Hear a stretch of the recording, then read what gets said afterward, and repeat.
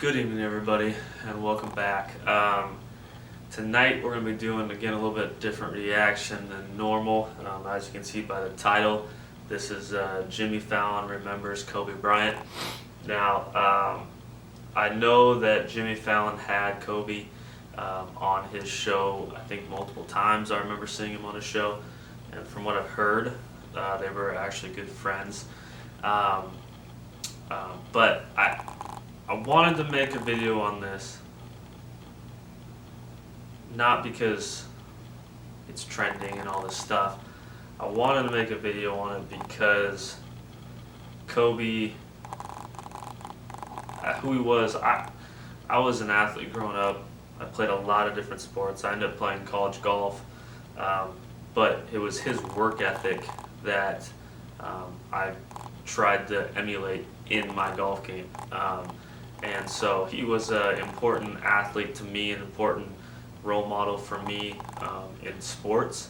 And so it was very shocking when I heard this news. Anyways, I'm curious to see what Jimmy says because I know they were friends, and so I really want to check this out.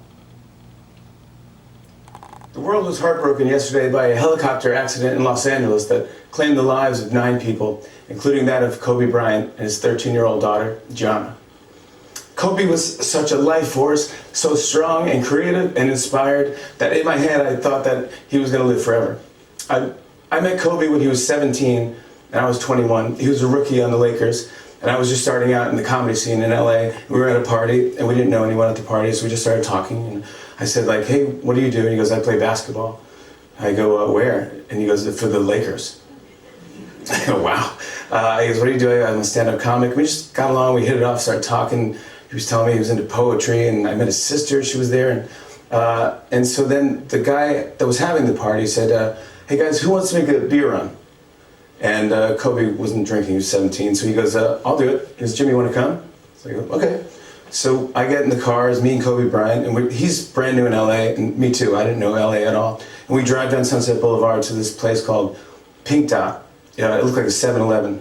I thought it was a 7-Eleven. You pulled in, and but it wasn't a 7-Eleven. Anyway, so I go in, and I open the door, and it's locked, and the guy goes, sorry, I can't sell you anything. And I go, we just want to get some beer right there. And he goes, yeah, I can't do that. And I go, well, just real quick, we know what it is, it's just there. And he goes, yeah, that's not how the way this place works. We're delivery only. We're not allowed to sell things. And I go, okay. And then Kobe takes out his ID and he puts it up against the glass and he goes, I'm a Laker. And the guy opened the door and we walked out with 5 cases of beer and we saved the party. So, That's I'm a Laker. Okay. So we saved the party, we said goodnight, and of course Kobe went on to become a legend. 5 NBA titles, 2 Olympic gold medals, 18 All-Star appearances, one of the most brilliant and most respected players in NBA history. And when we'd run into each other over the years, we'd laugh about that night that we first met.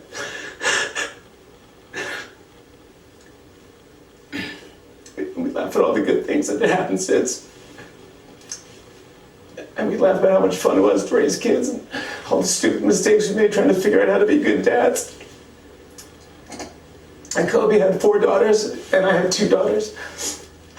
And today, he and one of his girls are gone. But I think I knew Kobe enough to know that he rose to any challenge by digging deeper and getting back to work. So let's honor Kobe, Gianna, and the other lives that were lost yesterday by following his example. Love your family, love your teammates, and outwork everyone else in the gym. To Vanessa and all those affected by this tragedy, we love you and will always be there for all of you. Kobe, when we meet again, we're going on a beer run.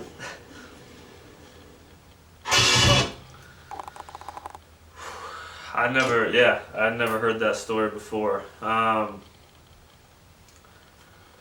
You know, it's crazy stuff like this, and again, I want to say that obviously Kobe and his daughter was on the helicopter, so that is headline news. But there were 7 other people that lost their lives that day too, that had families and friends as well. And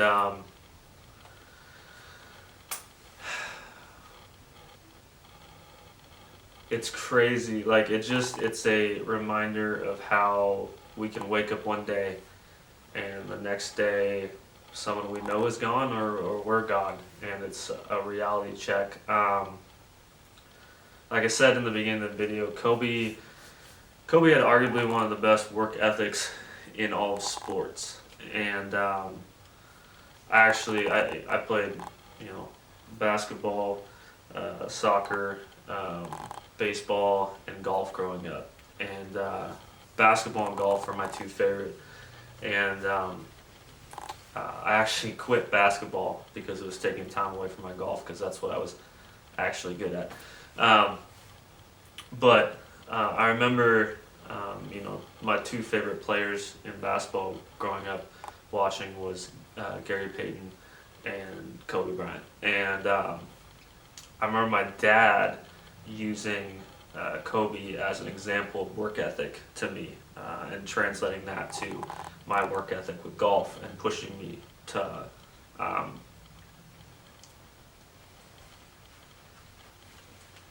what I wanted to achieve in my sport. And so I always had him in my mind when I was working through stuff, sports-wise. But just to go on it for a minute here, the story that Jimmy just told of him and Kobe reminded me of a story in my life about 4 years ago now, 3 or 4 years ago. My aunt, 4 years ago, my aunt was diagnosed with breast cancer, and she fought it for a long time, and she beat it. She was cleared. It was great. And then about a few months later, she got called back in for a test, and they gave her 6 months. And I was praying for her and all this stuff, and I'd gone and seen her at the hospital at least a couple times a month, and I just had a feeling. So I was about to leave for a climbing trip for a week up in Canada, and I just had a feeling I had to go see her before I left. And I went and saw her and was talking to her, and she was feeling good. They gave her 6 months, but she was feeling good. She was feeling strong, and she was so excited. She loved seeing all my pictures that I took and my videos that I took from my climbing trips, and she was just like, the second you get back and you're feeling good, you gotta come back and see me and tell me about it. So I'm like, of course I will. So I went on the climbing trip. It was a great trip, tough trip. Spent 6 days on the mountain, summited, great trip, great people, and got back down to base camp, and I was told I had to call home.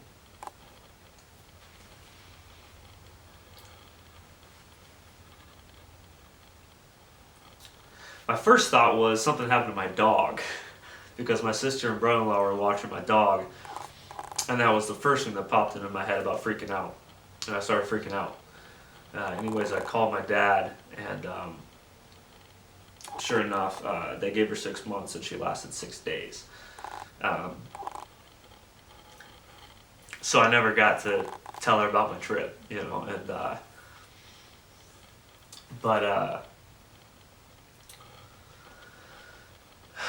all that stuff, that life and everything that goes on, these tragedies, and with the 9 people that passed away, and this stuff happens every day. It's not just, it's exemplified when it's somebody that's in the spotlight, but this stuff happens every day. And it just goes to show you that we need to take every day,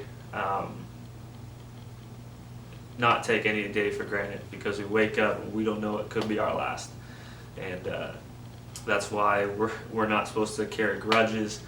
We're supposed to make peace with people that have hurt us, and even if we aren't have the ability to make peace with them, to forgive them.